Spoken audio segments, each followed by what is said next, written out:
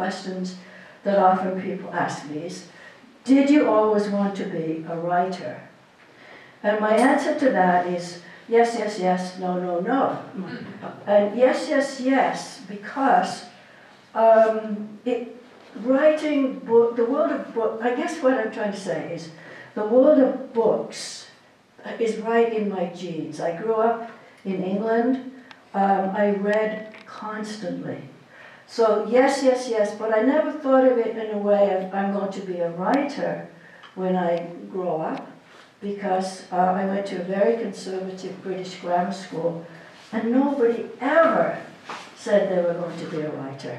I mean, it was just unheard of, especially then. So I remember it was very unusual. They asked us when I would have been about 14, and I think they were rather worried. They wanted to know what their students were thinking, which was very progressive in those days, to ask what your students were thinking. So we had to fill out a little questionnaire, and it was, what do you want to do when you leave school? So I remember writing down, I would like to be a psychiatrist or a receptionist. I sort of thought it was similar, you know. You got to meet a lot of people and have interesting conversations. And it never occurred to me to say I'd like to be a writer, because I didn't know anyone who ever did that sort of thing. Writers did books, and then you read the books. Excuse me. So yes, yes, yes, and no, no, no. And I wonder here, I'm going to actually take a little show of hands. Does anyone in this room actually remember the time when you learned to read? Yes, you do, you do. Okay. I have a very vivid memory of that. And I remember I must have only been about 3, maybe 3.5. And, you know, I did what typically children do. My mother had read us a story, and I memorized it. I know children do this. So she gave me the book, and I remember sitting by the fire, turning the pages, and I'm saying the story. I cannot read, but I'm saying the story.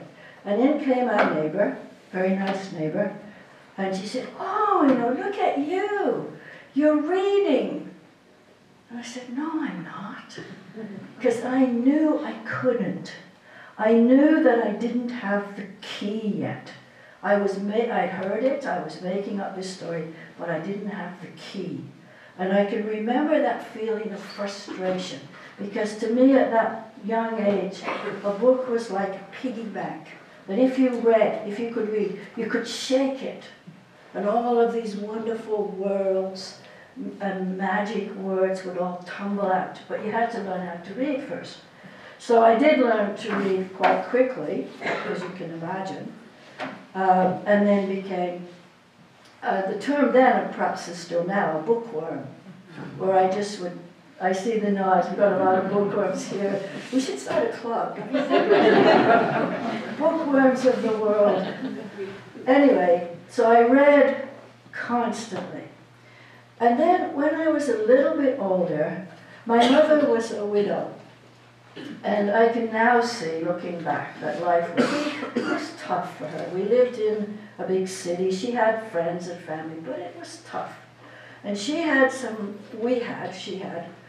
relatives who lived in a country town not terribly far from us, a little town called Curdworth. And my uncle and aunt ran a big pub, and it was called the White Horse. Now you can imagine, as a very sort of romantic, dreamy child, the White Horse. Wow, it sounds lovely. It was, in fact. So somehow all of this moving on, I got to, in 1997, the first book was published. I was still doing therapy, but began to phase that out because I wanted, it's hard to do the two at the same time. So that started it going. And then we had the Murdoch mysteries.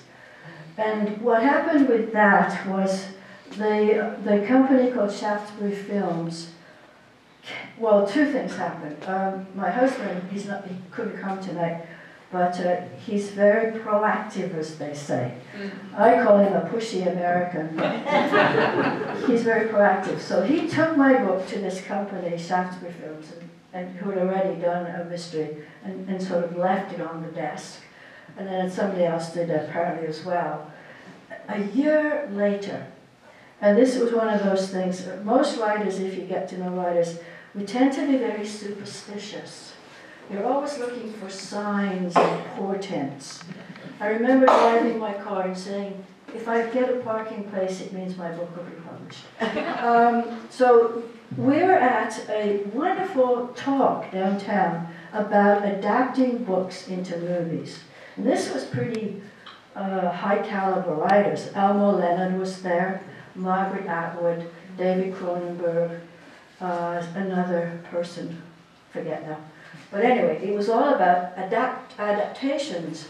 So we came home that night, and there was, a year later, almost to the day, there was a little note saying, an email from the film company saying, are your books still available?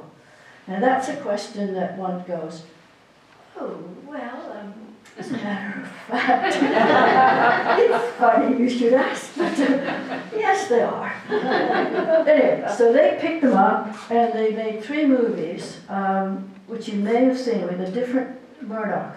His name is blonde, Peter Atterbury.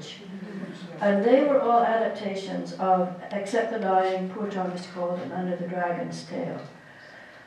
And that was an amazing experience in itself. And I hope that I hope everybody in this room, especially perhaps our younger folks, get to experience this dream come true. Because what happened was, typical story of Canada, they're all set in Toronto, and you know Toronto stands in for New York, Chicago, and so forth and so on. They're filmed in Winnipeg. I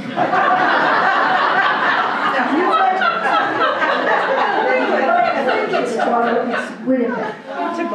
And the reason for that, so many decisions, this isn't crass, this is just like, so many decisions in film land are made based on money.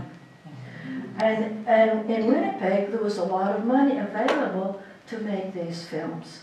So of course they went there, and there's a lot more older buildings, because we know Winnipeg preserves things. Unlike Toronto, which says, oh, here's a nice old house, let's knock it down. So we went to Winnipeg, and we were actually in an old building, and a reporter, Judy Sargent. And I don't know, we only had a few lines, and I don't know when he learned them, but he was word perfect, he learned his lines, good timing.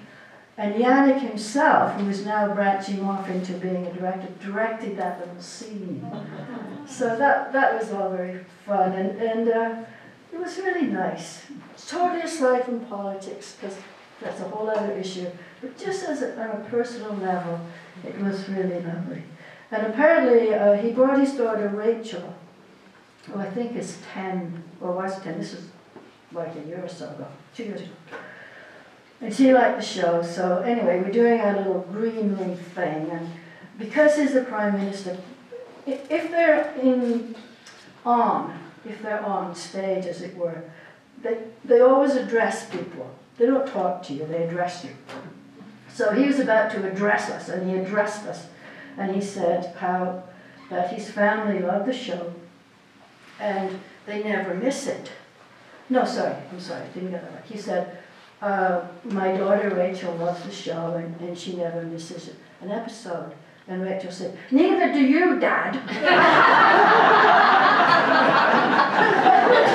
Oh, okay. You're always Dad to your daughter, no matter who you are.